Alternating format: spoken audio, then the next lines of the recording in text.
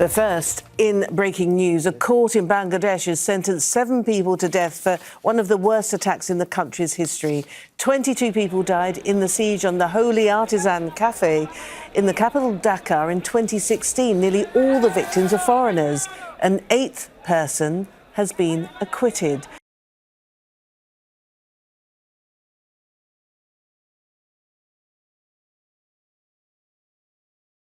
President Trump is preparing for the annual White House tradition of pardoning a pair of turkeys. This year's birds are named appropriately Bread and Butter.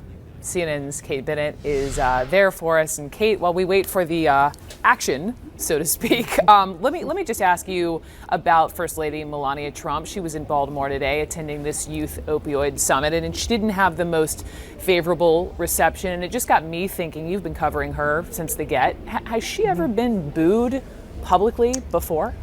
No, Brooke, to my knowledge and in all the events I've gone to, and of course, the First Lady has given these opioid awareness speeches a number of times, maybe 10 to 15 times across the country, always well received. She's never faced anything like she faced today, with really an abundance of booing and negativity. There was talking throughout her speech.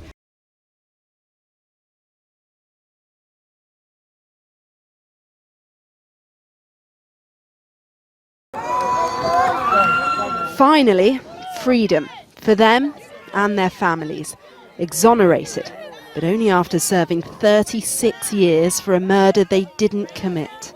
In 1984, when they were teenagers, Alfred Chestnut, Andrew Stewart and Ransom Watkins were sentenced to life for killing 14-year-old Jewett Duckett at Harlem Park School. But Alfred got the case reopened, uncovering evidence that was ignored and withheld. What is particularly striking about this case, however, it was the cascade of institutional failures, for lack of a better way of expressing it. I mean, there was problems with eyewitness identification, but this was not your typical mistaken eyewitness identification. This had to do with essentially police and apparently prosecutorial misconduct.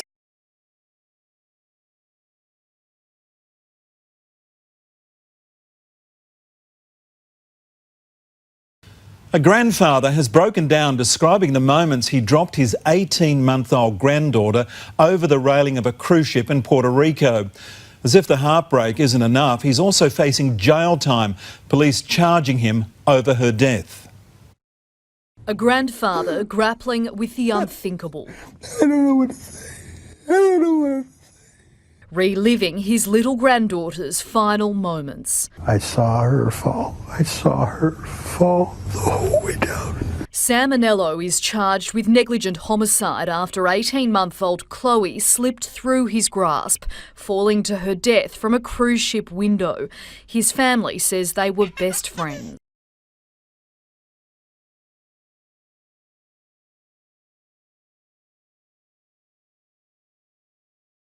Dozens of people were killed as torrential rain led to landslides, damaging infrastructure and homes in parts of Kinshasa.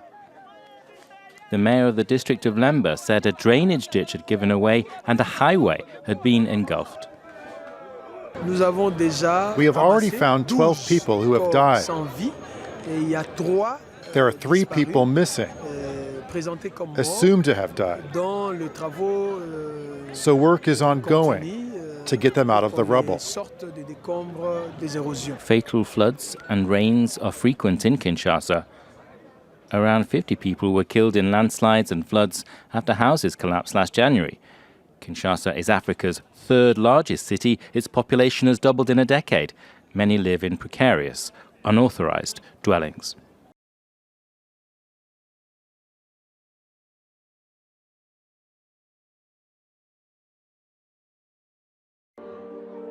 He won Namibia's presidency 5 years ago with 87% of the vote.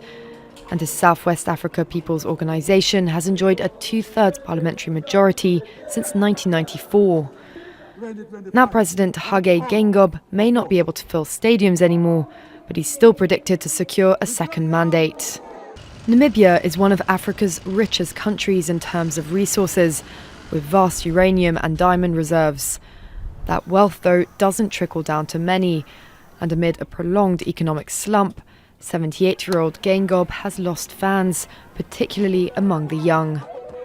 McHenry Vanani is hoping to channel that frustration into votes for his popular democratic movement.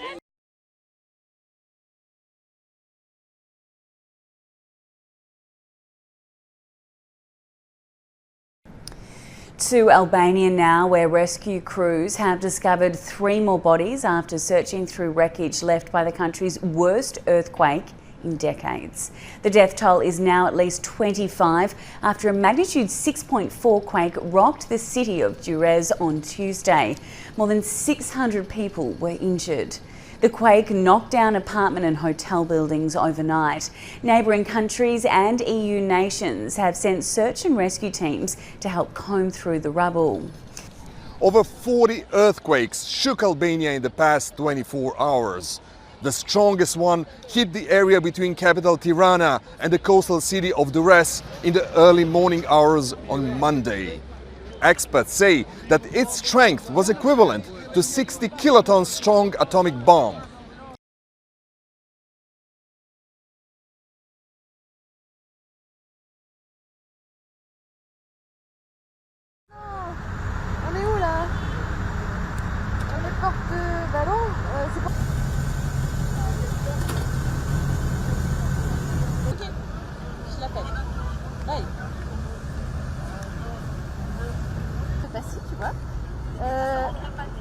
Entre Saint-Cloud et Passy. Donc on peut...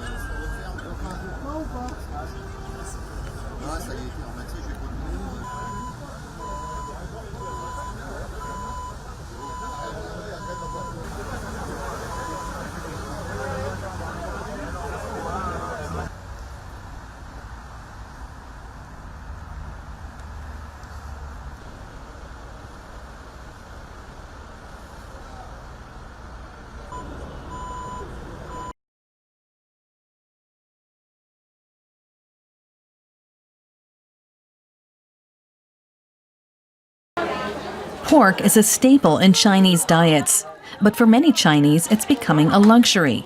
The price has at times tripled within the past year. Behind the soaring prices is an outbreak of African swine fever. The virus is harmless to humans, but it's decimated China's livestock herds. Some 200 million pigs have already been killed due to the disease, about 40% of all stocks. And a diminished stock means rising prices. The consequences of swine fever has spread to the country's political and economic policy. The Beijing government has increased imports, for example from Argentina, in a bid to keep costs low.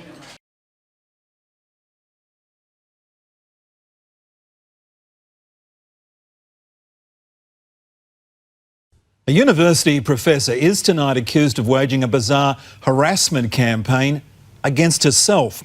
She claims she received death threats, someone even chopping up her underwear, but police say she made it all up.